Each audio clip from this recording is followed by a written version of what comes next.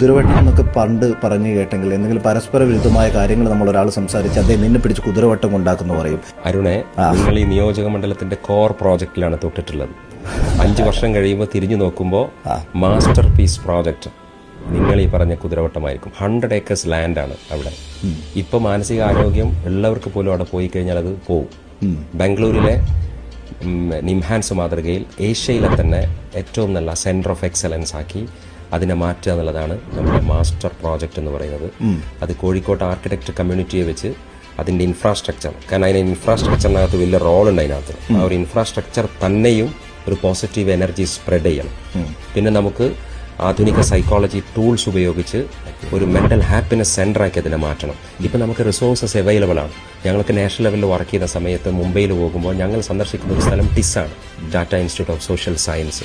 നമുക്ക് world class social വർക്കേഴ്സിനെ കിട്ടും, സൈക്കോളജിസ്റ്റിനെ കിട്ടും, സൈക്യാട്രിസ്റ്റിനെ കിട്ടും. അങ്ങനെ ഒരു ഒരു ഒരു ഹാപ്പിനെസ് സെന്റർ ആക്കിയിട്ട് അതിനെ മാറ്റുന്ന ഒരു പ്രോജക്റ്റ് കോഴിക്കോടിന് മാത്രമല്ല, ഒരു പക്ഷേ അരുണിന്റെ ഈ പ്ലാറ്റ്ഫോമിലൂടെ മലയാളി മുഴുവൻ ഇത് കേൾക്കുമെന്നാണ് ഞാൻ വിചാരിക്കുന്നത്. കുതിരവട്ടത്തെ മാനസികാരോഗ്യ കേന്ദ്രം എന്ന് പറയുന്നത് കേരളത്തിന്റെ ഒരു കോമൺ പ്രോപ്പർട്ടിയാണ്. ഇത് കേരളത്തിന് മൊത്തത്തിൽ സൗത്തിൽ നിന്ന് തരാനുള്ള ശുഭവാർത്തയാണ്. ഇത് കേരളത്തിലെ പ്രത്യേകിച്ച് പുതിയ തലമുറ IT ജനറേഷൻ ഭയങ്കരമായ ഡിപ്രഷൻ അനുഭവിക്കുന്നുണ്ട്. അത് ഒരു രോഗമാകില്ല. നിങ്ങൾക്കതിന് കേരളത്തിൻ്റെ ഉള്ളിൽ തന്നെ അതിന് സൊല്യൂഷൻ തരുന്ന ഒരു സൊല്യൂഷൻ പ്രൊവൈഡറായിട്ട് ഒരു മെൻ്റൽ ഹാപ്പിനെസ് സെൻ്റർ ആക്കിയിട്ട് നമ്മളതിനെ മാറ്റും.